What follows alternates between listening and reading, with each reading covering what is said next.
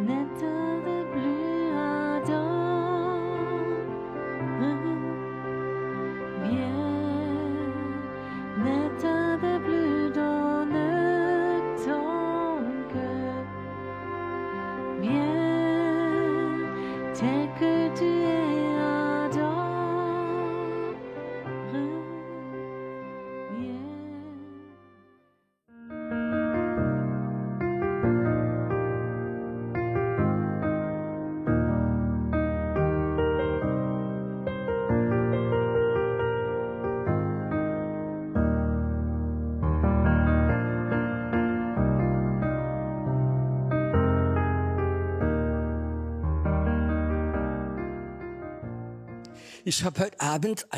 Ce soir, j'ai une parole pour vous, juste un mot.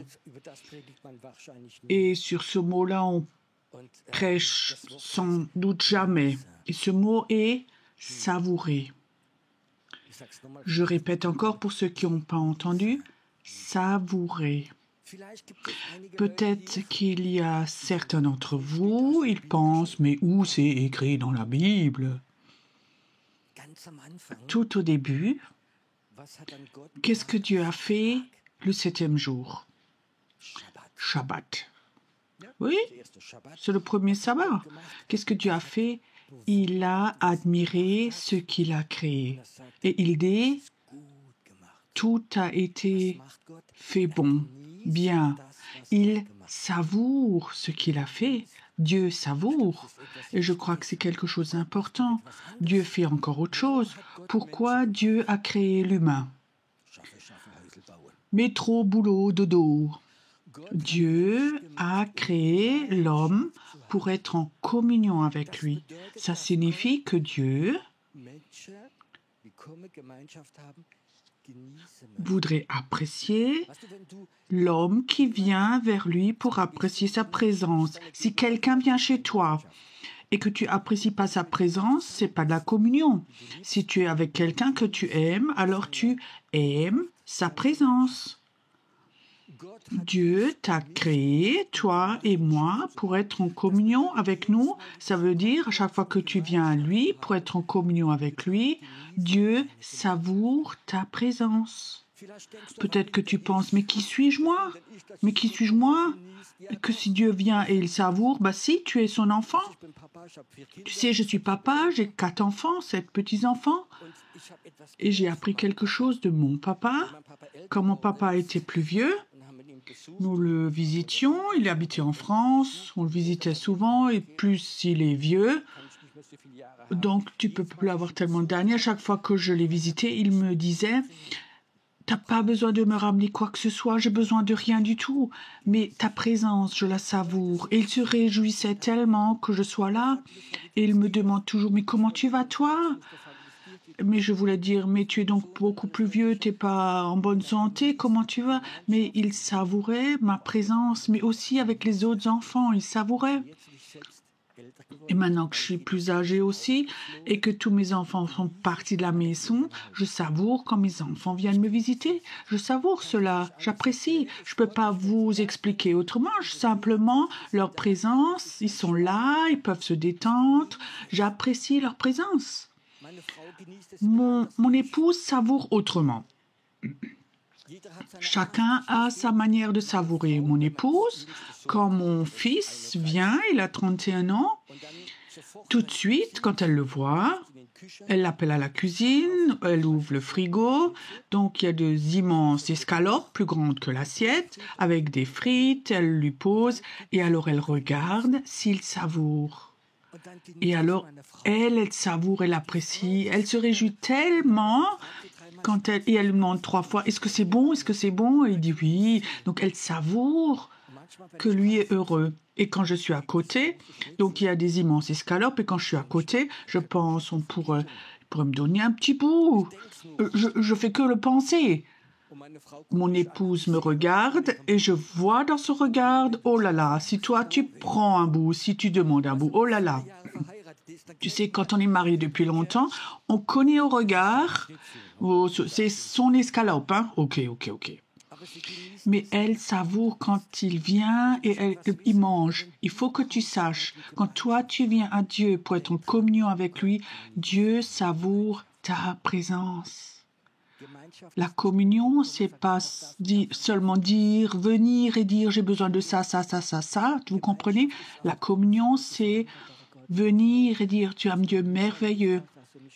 Je suis tellement heureux que tu m'as sauvé, que tu vis en moi, que je suis ton enfant. J'aimerais être dans ta présence, je veux t'adorer, je veux te dire merci. Il savoure cela. Et ça, c'est important que Dieu savoure quand toi, tu viens le voir.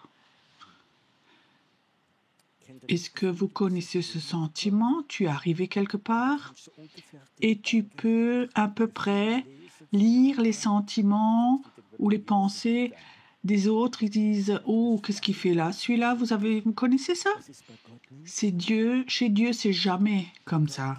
Dieu apprécie quand tu viens. Tu as le droit de venir. Tu ne l'énerves pas. Tu comprends? Il dit pas « Bah, de nouveau toi ?» C'est juste, est-ce que Dieu savoure? Dieu a fait l'humain, l'homme, pour être en communion.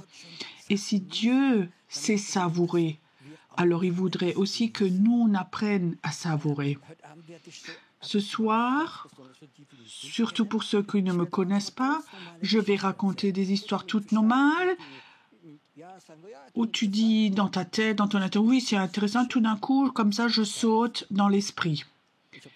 Et souvent, des personnes ne remarquent même pas que je suis passée comme ça de l'intelligence à l'esprit.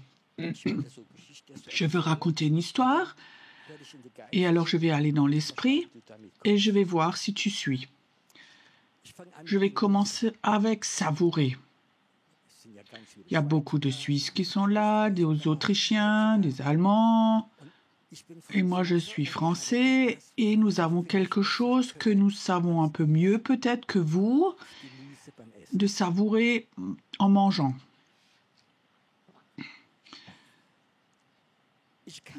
Moi, je sais savourer. Je veux raconter comment ça va. Peut-être certains ne savent pas comment ça marche. En France, par exemple, moi, j'aime bien manger de la glace.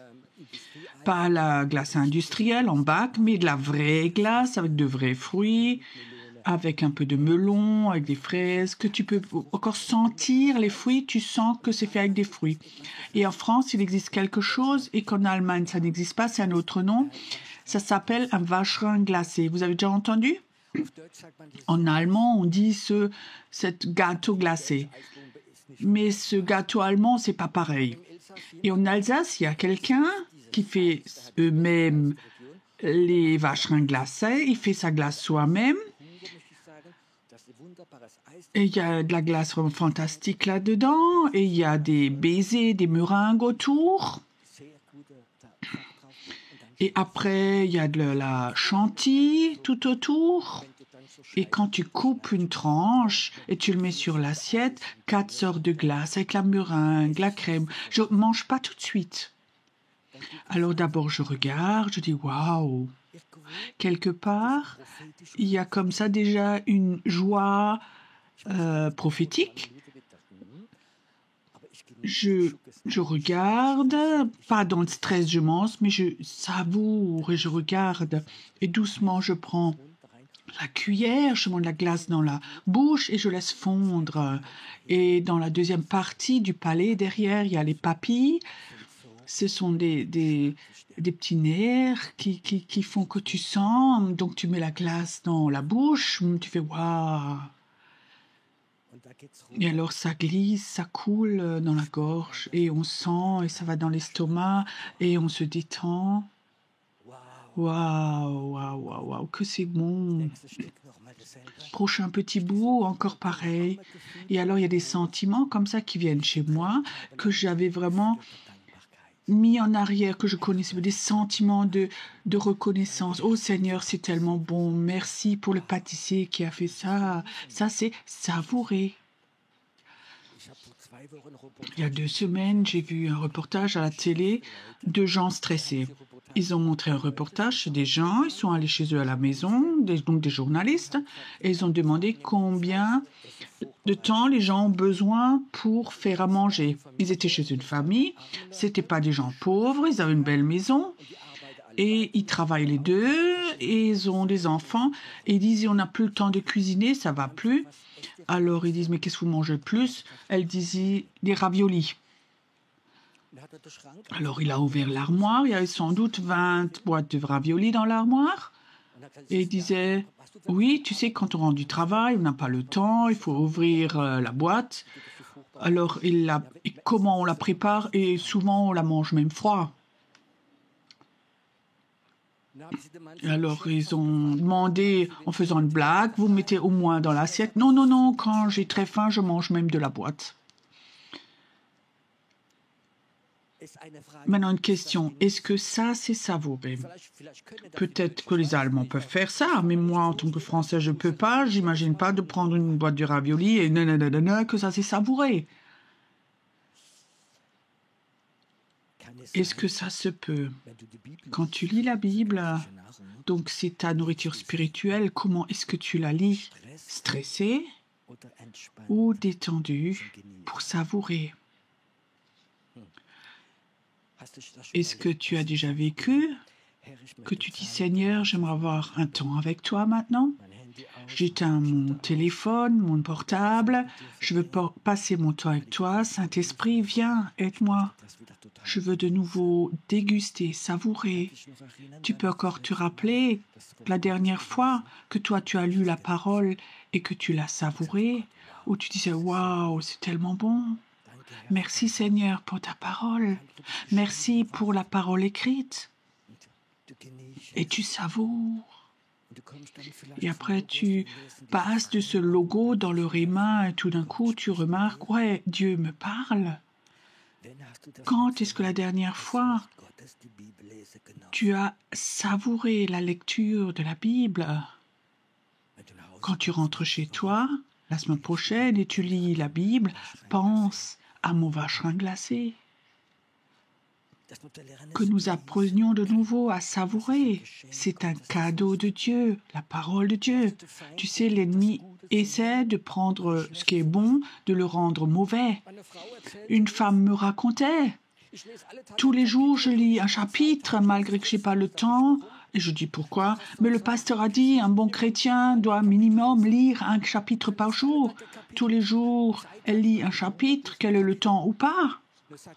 Alors, elle dit, le pasteur dit, si tu veux être collaborateur, il faut lire 2 chapitres par jour. Est-ce que tu crois que les gens apprécient cela? Et ça, pour moi, ce sont des chrétiens stressés qui sont sans puissance ou deviennent sans puissance. Ils ont la capacité d'apprécier, ils l'ont perdu. Tu peux apprécier, savourer la louange, ou tu peux parfois être stressé. Est-ce que c'est les bons chants? Est-ce que la technique est bien réglée? Est-ce que tu connais le chant? Est-ce que c'est les bons accords? Est-ce que ceci, cela? Et tout d'un coup, tu commences à réfléchir et tu ne savoures plus la louange. Quand est-ce que la dernière fois que tu as chanté tout seul, Seigneur, je t'aime, Seigneur, nul n'est comme toi, et tu l'as savouré dans l'adoration? Merci Seigneur, il n'y a rien de plus beau pour moi que de t'adorer. Tu peux aussi le faire chez toi à la maison avec un CD ou autre chose. Quand on perd à savourer la louange, savourer, c'est pas de faire du soaking, mais savourer, c'est un autre niveau. Dire Seigneur, j'aimerais sentir ta présence. Ça me fait du bien de t'adorer. J'ai un souhait, c'est le premier jour qu'on est là, j'ai un souhait que cette semaine, que nous apprécions de nouveau à savourer. Qu'est-ce que vous en pensez? Que cette semaine, que nous approchions de nouveau à savourer, que tout stress s'en aille de nous. Pour moi, il n'y a rien de pire que des chrétiens stressés. Dans l'endroit où j'habitais avant, quelqu'un m'avait dit, écoute, 5 maisons plus loin, là sur le coin, il y a aussi des chrétiens. J'étais nouveau converti, c'était à Mulhouse, et c'était intéressant que le village, qu'il y a d'autres chrétiens, j'ai sonné chez eux, et j'entendais dans l'interphone à l'extérieur, « Allô, c'est qui ici ?» Je dis « Oui, je suis un voisin. » Je suis chrétien et j'ai entendu que vous êtes chrétien aussi. Oui, oui, c'est juste, on va à l'église telle et telle le matin de 11 à midi et nanana, et au revoir. Et je suis cogné contre la tête ici. Je remarquais, il y a des chrétiens stressés. Il y a des chrétiens stressés. Ils ont beaucoup de savoir dans la tête. Quand tu parles avec eux, ils ont beaucoup de savoir, mais ils ont plus de sensibilité. Vous savez que le stress tue toute sensibilité? Ils n'ont qu'encore des principes. Et je crois que nous devons nous rentrer dans le temps. On quitte le stress. On peut tellement faire de fautes dans le stress. Tu veux donner témoignage, prier, prophétiser. C'est tellement dangereux. Aussi, quand nous prêchons, c'est tellement important de dire ne sois pas stressé. Quand je prêche, je veux être détendu. Je veux savourer quand Dieu est là, parce que quelque chose coule. Et c'est le souhait le plus profond que l'Église de nouveau apprenne de nouveau à savourer. Dans mon ministère, je suis peut-être quelqu'un qui est sensible et je regarde les autres, ce que les autres ne regardent pas. Quand je prêche, alors je sais le Saint-Esprit vient sur la parole et alors je regarde ce que le Saint-Esprit fait dans la salle. Je prêche et je regarde ce qu'il fait. Et parfois, tu as remarqué, j'essaie de ne pas parler trop vite, mais parfois j'exprime quelque chose, je dis quelque chose et je me tais après. Parce que je vois que la parole touche les personnes. Et ça ne rentre pas dans la tête, mais ça descend un peu plus bas. Et c'est ce aha effet. Et je remarque maintenant, le logos est devenu réma pour les personnes. Et si tu prêches trop vite, ça n'a pas le temps d'agir. Il vaut mieux prêcher un quart d'heure et ça rentre profond dans les personnes, ou de prêcher 1 heure avec 25 versets. Ils rentrent chez eux, ils ont 25 versets, la tête pleine, il n'y a rien qui est rentré. Rentrer, ça veut dire nouveau ouvrir et apprendre à apprécier. Est-ce que tu as envie d'apprendre de nouveau à savourer? Pour beaucoup de chrétiens, l'Église, c'est du stress. Je connais beaucoup de chrétiens. Ce que je dis maintenant, beaucoup ne sont pas d'accord avec ça, mais je vais quand même le dire parce que c'est une expérience. Beaucoup de chrétiens m'ont dit, ça fait 2 ans ou 3 ans que je ne vais plus à l'église et je vais mieux, je vais bien. Oh là là, si maintenant un pasteur est là, il fait un infarctus maintenant, mais c'est OK. Et j'ai pas compris en fait. Et il dit, mais tu sais, j'étais à l'église, le lundi soir il y a ça, mardi soir, mercredi soir ce programme, et après les enfants, et aller au culte, et après j'ai encore le travail d'enfant, et j'ai fait ceci et cela, ils étaient complètement stressés. Tu crois que Dieu veut cela? Il y a des programmes d'église comme ça, ils sont pleins de stress, et les pasteurs pensent que c'est des sergents. Ils stressent les personnes. Et je crois qu'il faut de nouveau que nous apprenions que les personnes apprennent de nouveau à savourer la présence de Dieu et à rester calmes. Je crois que quand tu savoures, c'est la preuve que tu ouvres ton cœur, qu'il y a une joie dans ton cœur et Dieu peut poser quelque chose dedans. Nous sommes dans un temps, je sais, le stress est là. Tout doit aller vite toujours, je le remarque aussi moi-même parce que je suis dedans. Quand je suis quelque part, j'ai soif, alors je mets 2 € dans une machine pour avoir un coca et le coca descend pas tout de suite, alors je tape un peu aussi. Pourquoi? Parce que je suis impatient, je veux boire maintenant. Mais je crois que cette mentalité, il faut que nous arrêtions avec. Dieu veut savourer. Dieu peut même savourer quand tu viens au culte et que tu es lié à lui, en connexion. Tu peux être même au culte. Tu peux apprécier la présence de Dieu, savourer. Maintenant, je dis de nouveau quelque chose qui est grave. Et tu n'écoutes même pas la prédication, mais tu savoures la présence de Dieu. Est-ce que ça se peut? Vous savez comment j'ai réalisé ça? Une femme venait me voir, elle me téléphone, elle me dit « Pierrot, j'aimerais te raconter un miracle. Dimanche soir, j'étais chez vous à l'église J'avais comme ça des boules et un cancer dans un sein.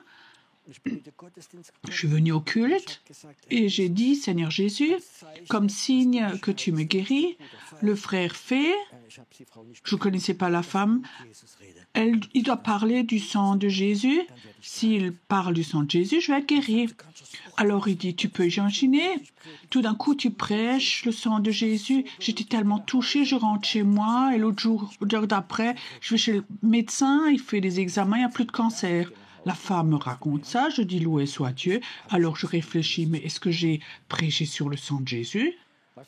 Tu sais ce que j'ai fait, que j'ai jamais fait? J'avais acheté la cassette du culte où j'avais prêché et je l'ai réécoutée. Et j'ai pas une seule fois parlé du sang de Jésus. Tu sais, ça c'est Dieu quand il est là. Ça c'est quand des gens sont prêts à apprécier, savourer la présence de Dieu. Je vous raconte une deuxième histoire. Tout au début du ministère, j'avais un groupe de maison dans psychiatrie. J'étais pas patient, n'ayez pas peur. Ça aurait pas été grave non plus. C'était une histoire très intéressante. Nous avions une jeune fille d'une église où j'étais. Elle avait peut-être 25 ans, chrétienne. Et elle a atterri en psychiatrie et elle a 25 fois essayé de se suicider en coupant dans les bras. Elle avait un bras comme un zèbre. Et donc je l'ai visitée là-bas. Nous avions parlé ensemble. Oui, Dieu agissait merveilleusement chez elle. Et alors je dis la prochaine fois je viens de nouveau, si tu invites quelqu'un. Et effectivement, elle a invité 5 personnes. Et après peu de temps, j'avais un groupe de maison de 20 personnes. C'était très intéressant. Nous avons une petite salle pour nous. Le problème, c'est que beaucoup de ces gens prenaient des psychopharmacas et la majorité, donc, ils avaient 10 minutes de concentration. Après, c'était fini. Donc, je faisais la louange, une courte prédication. Il y avait un type qui était là, un jeune homme, 1,90 m. Après 2 minutes, il s'est endormi. Et il ronflait comme un camion. Mais vraiment fort. Maintenant, essaie de prêcher quand il y a quelqu'un à côté de toi et il ronfle et les autres rigolent. Alors je pensais, est-ce que je dois le réveiller? Qu'est-ce que je dois faire? Oh, détends-toi, Pierrot. Alors j'ai prêché. Pendant la louange, j'ai une parole de connaissance et Dieu dit, il y a quelqu'un qui est là, tu as une scoliose, tu as des douleurs au dos et je te guéris maintenant. Et lui, il dormait. Et à la fin, quand je suis partie, il s'est levé, quelqu'un l'a réveillé, il dit, « Wow, mes douleurs de dos sont parties !» Dieu l'a fait pendant que lui dormait, tu comprends? Il faut de nouveau qu'on nous revions dans cette attitude, savourer la présence de Dieu, savourer la parole de Dieu. Ce soir, j'ai juste un souhait. Si tu veux retenir quelque chose, les prochains temps, essaie, quand tu prends du temps pour lire la Bible, dire Seigneur, avant que je commence, maintenant je veux savourer ta parole. Comme Pierrot avait savouré son vacherin glacé avec cette joie, comme ça maintenant je veux savourer ta parole. Et alors je te promets, le Saint-Esprit va toucher et tu vas savourer. Et la parole de Dieu a la puissance pour te guérir, te délivrer, te fortifier, de prendre la parole. J'ai un souhait ce soir. Mon souhait est, après quand tu sors d'ici, que tu n'emmènes pas ton stress. Je peux comprendre, nous vivons dans un monde qui est plein de stress, c'est juste. Déjà, venir ici, le bouchon et tout, nous vivons dans un stress et maintenant nous venons à Dieu, nous sommes des enfants stressés. Tu sais, on ne peut plus savourer, alors je crois que parfois c'est une volonté de dire Seigneur, cette semaine maintenant, je veux sortir d'ici, laisser le stress ici dans la salle. La femme de ménage va l'enlever. Hein. Je vais maintenant laisser le stress ici. Ces jours qui sont là, ici, je veux qu'il y ait une zone ici sans stress. Je veux aller dans le lieu très saint. Tu sais, le haut prêtre qui est rentré dans le lieu très saint pour amener le sacrifice. Il n'avait pas le droit d'une seule chose, peut-être la majorité ne savent pas. Il n'avait pas le droit d'avoir sur lui une seule goutte de sueur. Sinon, il aurait de nouveau dû sortir, faire tous les rituels, va se laver, purifier. Pourquoi il n'avait pas le droit d'avoir de sueur? La sueur signifie que tu as travaillé, fait quelque chose dans le stress. Quand tu viens à Dieu, pense, toute goutte de sueur, tout stress, toute rentabilité doit être enlevée de toi. Dieu veut te savourer. Dieu veut te savourer.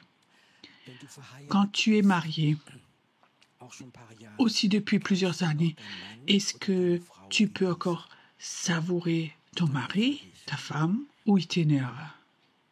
Tu comprends? Je ne veux pas maintenant vous dire ce que vous avez à faire, mais il faut de nouveau que nous apprenions notre partenaire, nos frères et sœurs, à les apprécier, les savourer. Non, tu ne m'énerves pas. J'aimerais apprécier ta présence, même si c'est court. Je crois que nous pouvons de nouveau commencer à savourer les autres. Et on peut apprendre ça, pas seulement les enfants, ton partenaire, mais c'est mieux que de prêcher quelqu'un. Nous, de lui donner le sentiment, on se réjouit que tu es là. On se réjouit qu'on peut passer du temps ensemble. Je sais très bien, quand je suis stressée, je n'ai pas la capacité. Et personnellement, je n'ai pas cet amour pour tout le monde. Mais je sais, en moi, il y a quelqu'un qui l'a. Et quand je ne suis pas stressée, je suis en communion avec lui. Quand je suis stressée, je n'ai pas de communion avec Dieu. Vous savez avec qui je suis en communion? Avec mon stress. Alors souvent, je vais être honnête, je suis insupportable parce que je suis en communion avec mon stress et l'autre le sent et alors c'est pas une communion. Mais j'aimerais être en communion avec celui qui est en moi, avec Jésus-Christ. Et si je n'ai pas cette communion, alors je suis en communion avec le stress. Il se peut que je prêche pour moi, mais c'est OK.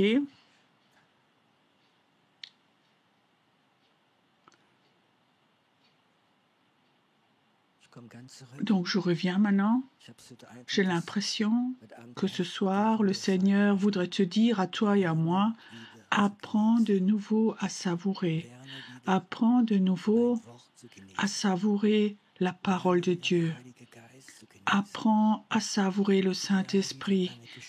Apprends à savourer tes frères et sœurs. Apprends à savourer la louange. Apprends de nouveau à savourer la nature autour de toi. Quand le sentiment vient d'être stressé, alors c'est comme si l'ennemi avait trouvé une porte chez toi. Apprends de nouveau à devenir tout calme et tu vas voir que cette semaine, Dieu veut te parler. Peut-être qu'il a commencé déjà ce soir. Est-ce que tu crois que Dieu voudrait te parler? Est-ce que tu crois voudrait te pousser un peu plus et te libérer dans ton appel? Est-ce qu'il y a des personnes ici qui disent « J'ai un appel, mais je ne sais pas comment continuer » et tu comprends combien d'entre vous sont là ce soir? Et tu sais pourquoi tu n'arrives pas à continuer? Parce que tu as trop de stress. Et Dieu dit « Si tu ne trouves pas ce calme, cette sensibilité, je ne peux pas te montrer le chemin parce que tu vas casser beaucoup de choses autour de toi. » Imagine un ange rentre ce soir, maintenant ici. Il a 20 manteaux ici de Élie. 20 manteaux qu'il voudrait poser sur des prophètes. Dieu cherche des prophètes en ce moment. Mais il dit, je ne peux pas te donner le manteau parce que quand tu es stressé, tu vas prendre ce manteau et tu vas blesser les gens parce que tu es stressé. Que peut-être que les gens viennent cette onction prophétique, il va venir à toi, mais tu es stressé et tu n'es plus sensible. Alors les gens sont tellement déçus des prophètes et des prophétesses. Parfois, je prêche des choses qui sont normales et tout d'un coup, je remarque qu'il y a une onction prophétique qui est dedans. Écoute, ces manteaux prophétiques, ils sont là. Et toute la semaine, ils vont être là. Et toute la semaine, Dieu voudrait ici donner un manteau prophétique. Mais il ne peut pas le faire aussi longtemps que le stress enlève le fait que tu puisses savourer. Est-ce que tu sens dans ton esprit qu'on est rentré dans le niveau prophétique maintenant? J'aimerais un moment maintenant, toi qui es maintenant complètement détendu, est-ce que tu peux voir ce manteau prophétique maintenant? Ou que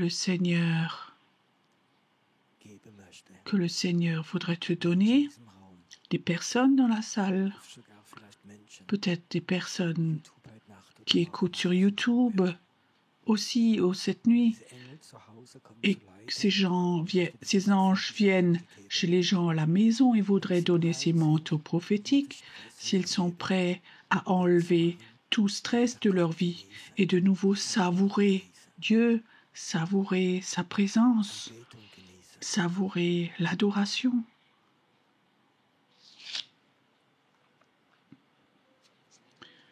Est-ce que ça se pourrait que Dieu te parle à toi ce soir, que tu sais depuis longtemps que tu as un appel prophétique, mais Dieu n'a pas encore pu te donner ce manteau. Parfois, tu avais déjà des paroles prophétiques, mais il ne pouvait pas poser ce manteau sur toi parce que tu ne pouvais plus le savourer. Parce que tu ne pouvais plus savourer sa parole, parce que la rentabilité, ce stress était là. Et ce stress l'avait rendu impossible et Dieu disait, je ne peux pas te donner ce manteau. Est-ce que ce soir, tu peux dans l'esprit sentir ce manteau qui est là, un manteau prophétique pour toi, pour servir, d'emmener les personnes dans une autre dimension.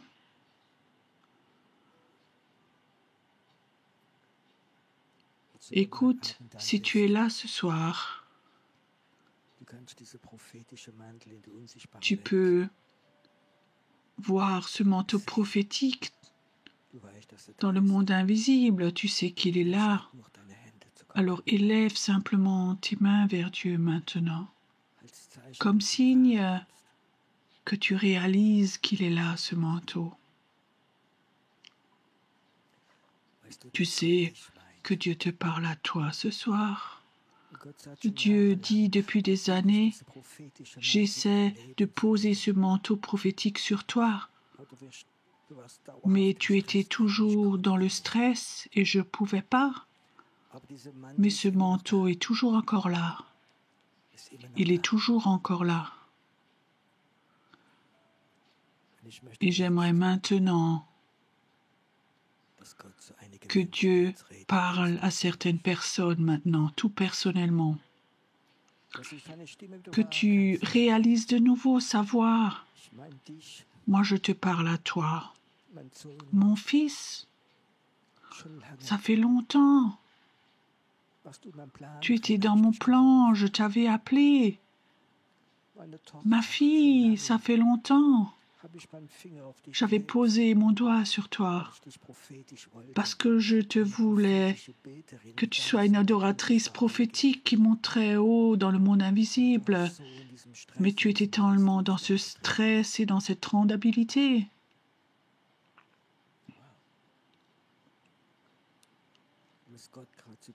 Laisse Dieu parler à ton cœur maintenant. Écoute, si maintenant Dieu t'a parlé et tu voudrais te repentir et dire Seigneur, oui c'est juste, oui le stress était la faute que je ne pouvais pas prendre cela. Alors lève-toi de ta chaise, mets-toi debout devant ton Dieu. Ne le fais pas parce que quelqu'un d'autre le fait, mais juste parce que Dieu t'a parlé. Parce que tu sais, c'est le temps maintenant. C'est le temps où l'Autriche a besoin de prophètes, des hommes et des femmes. C'est le temps où la Suisse va avoir une vague de prophètes. C'est un temps où en Allemagne, les aigles, une armée d'aigles va se lever, les hommes et les femmes. C'est le temps où la mort de passé, que cette mort va te quitter, qu'elle va partir, ces pensées, que l'esprit de mort, qui était tellement contre, soit brisé. Aussi, ce que des femmes ont parlé à ton sujet, c'est brisé, ça doit être brisé maintenant. Mort, tu vas quitter maintenant. Et ce manteau prophétique va venir. Et tu vas l'utiliser fortement. Une génération l'attend. Merci Seigneur que ce soir, que dans cette salle, la délivrance se fasse, où des gens ont encore des problèmes à s'accepter.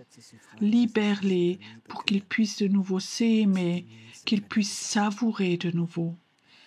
Merci Seigneur que le temps est là où tu vas appeler personnes, les gens qui ont perdu le sens de la vie, des gens qui ont dit « vaut mieux mourir que de ne pas rentrer dans mon appel ». Libère-les. Ce que tu as commencé, Seigneur, ça, tu vas le terminer. Merci, Seigneur, pour ces hommes et femmes merveilleux qui sont là. Aucun d'entre eux, tu n'as oublié, t'as oublié personne. Si ton père et ta mère t'avaient oublié, ton Dieu n'a jamais enlevé son regard de toi. Il ne va jamais l'enlever. Il te regarde, Dieu te regarde. Et je crois que ce soir, c'est un moment très spécial où son regard, le regard du Père, devient plus intense lorsqu'il te regarde. Maintenant, maintenant, maintenant. Père, toute la puissance de la sorcellerie est brisée, tout ce qui a été dit sur elle, tout ce qui a exprimé, tous les rituels qui ont été faits dans le monde invisible, c'est brisé. Et le feu de Dieu vient et libre. Dieu va t'appeler à monter sur des montagnes très haut, pas à servir dans les vallées. Tu es appelé à être tout en haut, là où l'air est pur. Là, on peut regarder très loin. Merci que le temps est là, où tu vas pas seulement appeler, mais tu vas former, oindre, où tu donnes de nouvelles choses. Père, un nouvel appel. Merci Seigneur qu'elle apprend de nouveau ce temps que toi tu apprécies quand elle vient, où elle apprend de nouveau à apprécier en ce qu'elle s'accepte et aime. Merci Seigneur que tu appelles de nouveau des personnes et ils vont tirer d'autres personnes avec eux. Je vois comme Dieu dit, je vais humainement, je t'ai déjà donné mon autorité, ou tu tires les personnes, mais j'aimerais aussi te donner cela dans l'esprit, dans le surnaturel. Tu vas regarder les yeux, ils vont voir quelque chose que toi-même, parfois, tu ne vois pas. Et ils vont faire ce que toi, tu leur dis. Tu vas, quelqu'un vraiment qui va diriger, une leader. Tu vas emmener les gens avec toi sur la montagne. Et la condamnation du passé ne va plus venir, ne va plus venir, va plus venir. Inspire profondément. Merci Seigneur que le temps est là où tu vas faire des miracles. Merci que cette semaine, c'est un temps où toi, fortement, tu vas faire le surnaturel et nous aurons un bon temps. Un bon temps. Ayons encore un temps où nous restons dans la présence de Dieu et nous savourons. Gisela nous emmène dans la louange. Savoure un moment. Je crois que Dieu voudrait encore parler au sujet de ton appel ce soir.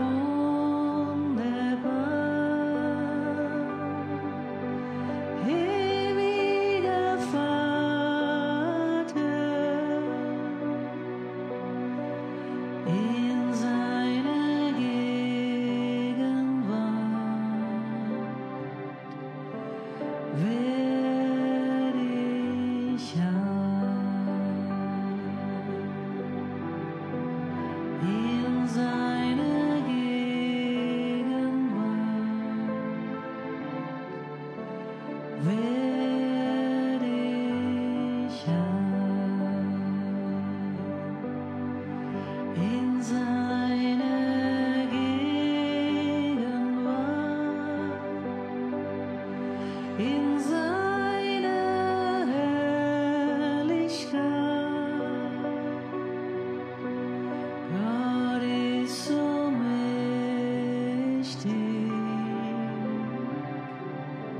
Friede Fürst, Ratgeber wunderbar, ewiger Vater, in deine Gegenwart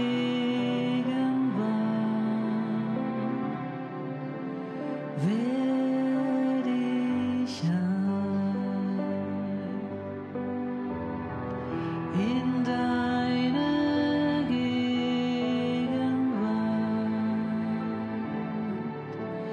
werd ich ein. In deine Gegenwart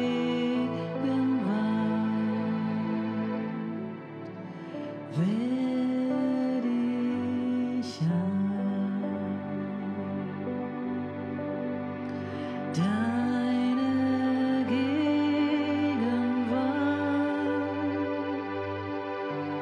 deine Herrlichkeit.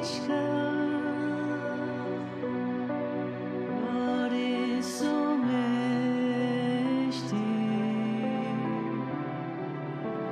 Friede Fürst,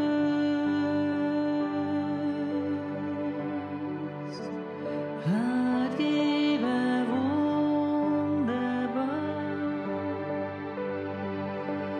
ewiger Vater,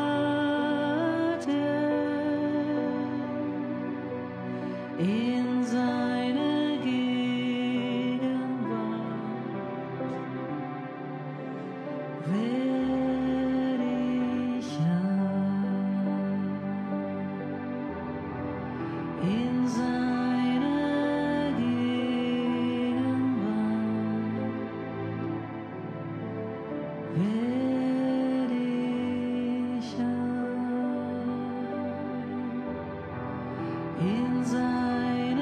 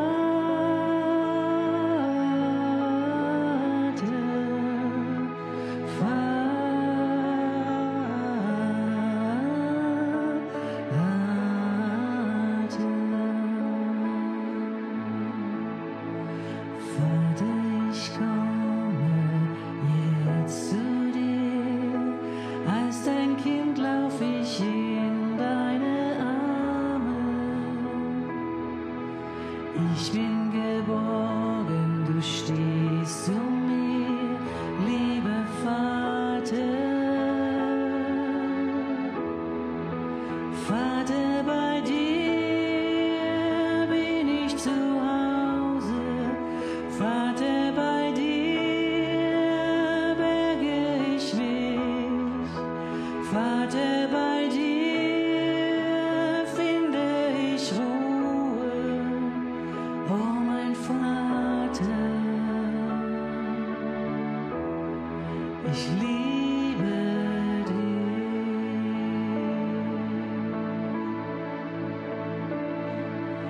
Vater, du gibst mir, was ich brauch. Du empfängst mich mit offenen Armen. Du füllst all meine Sehnsucht aus, lieber Vater. Vater, bei dir bin ich zu Hause. Vater, bei dir berge ich mich. Vater, bei dir finde ich Ruhe. Oh, mein Vater, ich liebe dich.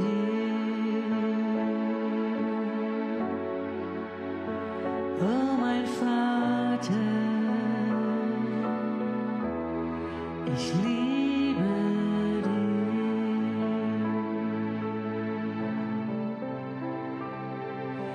Vater, ich komme jetzt zu dir.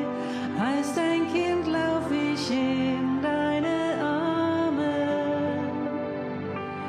Ich bin geborgen, du stehst zu mir, lieber Vater. Vater, bei dir bin ich zu Hause. Vater, bei dir berge ich mich. Vater, bei dir finde ich Ruhe. Oh, mein Vater,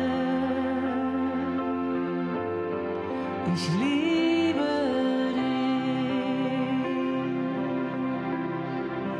Vater, bei dir bin ich zu Hause. Vater, bei dir berge ich mich. Vater, bei dir finde ich Ruhe. Oh, mein Vater, Ich liebe dich, oh mein Vater.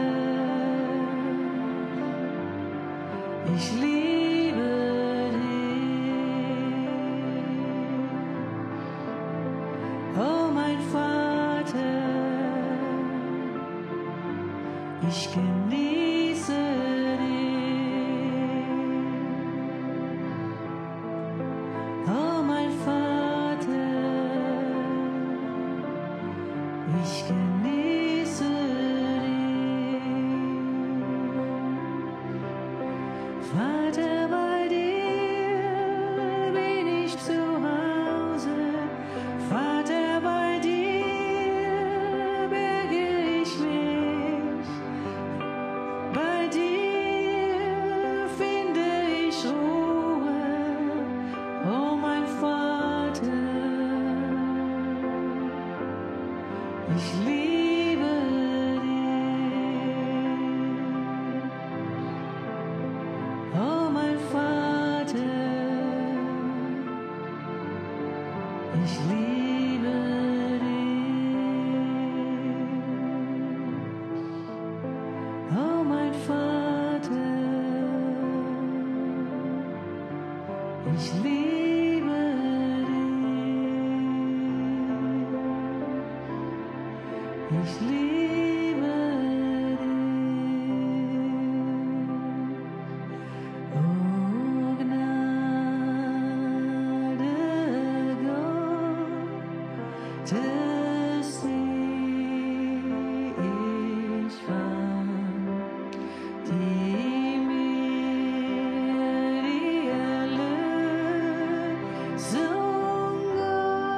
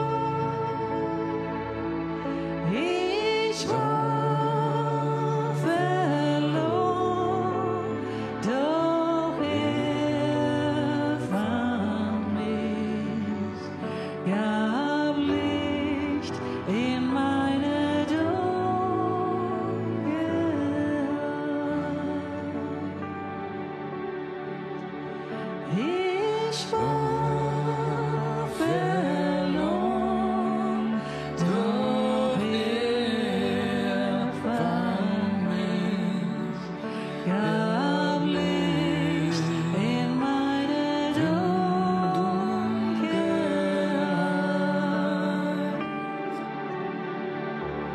Ich war verloren, doch er fand mich, gab Licht in meine Dunkelheit.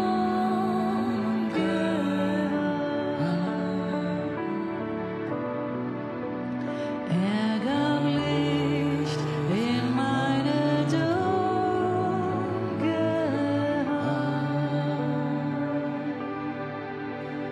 Danke,